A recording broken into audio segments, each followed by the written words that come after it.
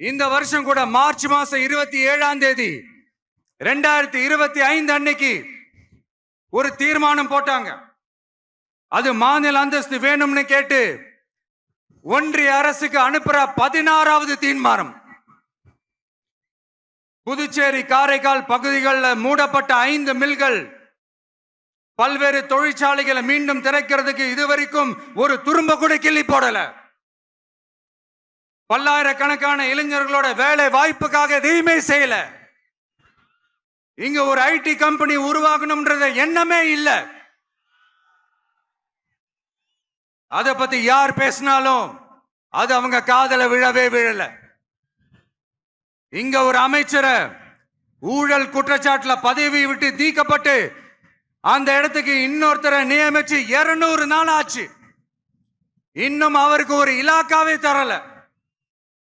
இந்த செயல் சிறுபான்மை மக்களை அவமானப்படுத்துறதுன்னு அந்த மக்களே சொல்றாங்க.